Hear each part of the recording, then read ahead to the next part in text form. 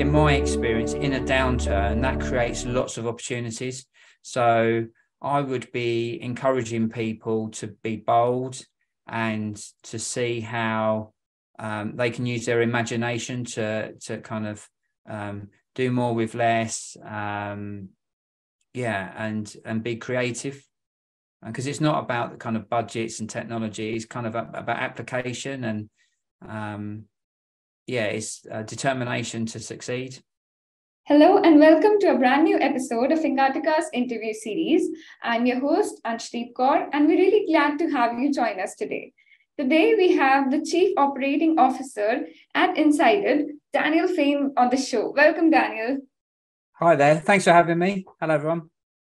So the Ingatica interview series is a powerhouse of insights from industry experts and influencers from around the world.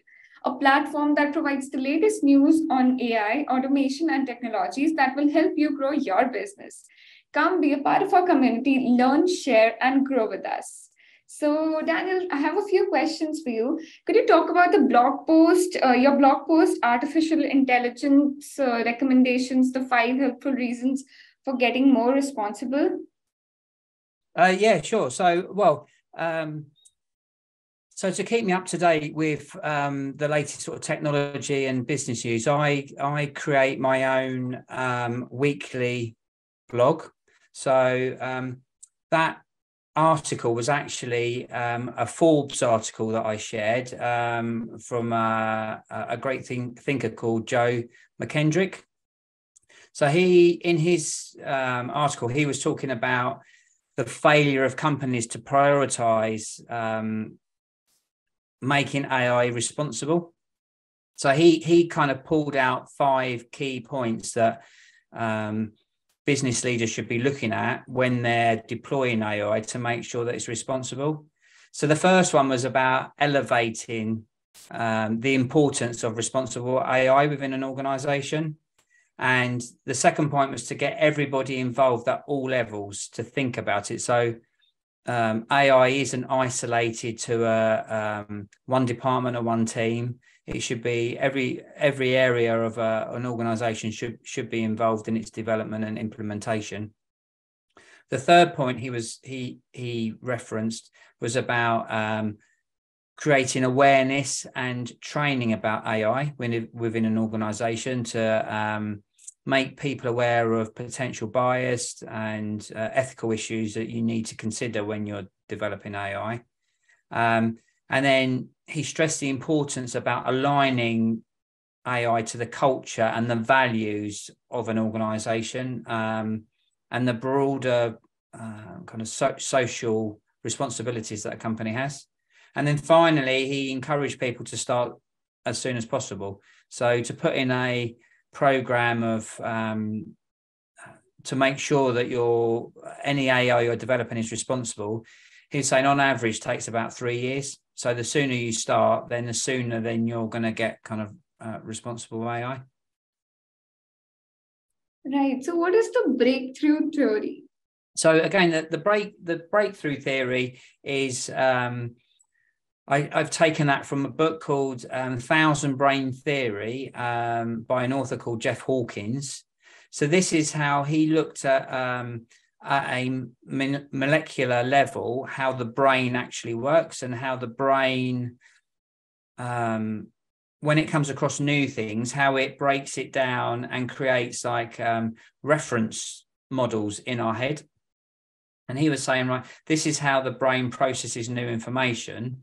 And we can use this insight on how the brain works to how we can go about teaching innovation and how to learn how to innovate more effectively, and how we should create patterns. So people and society, we recognize those patterns. So the breakthrough theory is around about how the understanding how our brain works and how our brain learns, and then applying that insight to use similar techniques within business and when you're developing technology, to make it more effective, increase the likelihood of success. Right. So what are some strategic skills that help the organizations achieve Lasting growth by delivering operational efficiency and intelligent data and technological solutions? Yeah, so that's a great question. I mean, that's a very broad question. So there's lots of elements that an organization will need to be effective in that space. I think one of the, for me personally, in my experience, problem solving is a key capability that you need. Companies, they're solving thousands of problems a day, and so having that ability to look holistically, so taking a much wider view, thinking outside the box, looking outside of your kind of industry to what other industries are doing to see how similar problems are being solved, and see if there's kind of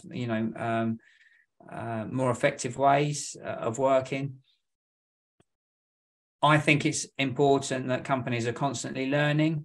So, I would encourage that as a key capability. So embedded in your culture, that kind of continuous learning, seeking new ideas, seeking outside references, not to be afraid to take risks.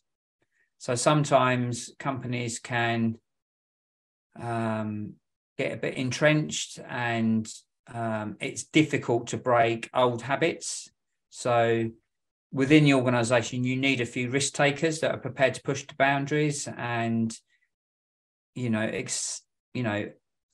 accept that not everything's going to go right the first time. And kind of linked to that is being proactive. So not waiting for things to happen and go wrong, and, sort of seize the moment and be looking forwards as to the things you're going to need further in the future. And then finally, for me, it's having the horizon scanning capability. So lots of the reports that companies base their performance on are kind of looking backwards. You need people within your organization that are looking forwards at emerging technologies, emerging trends within society, so that you're not caught short.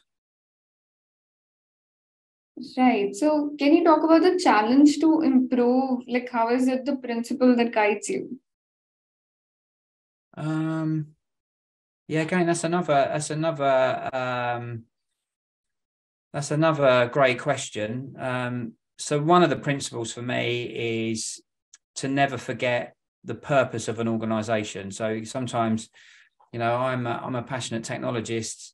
It's easy to get caught up in the technology and forget about what the business does, and the importance of its customers and how customers are kind of impacted and how employees are impacted.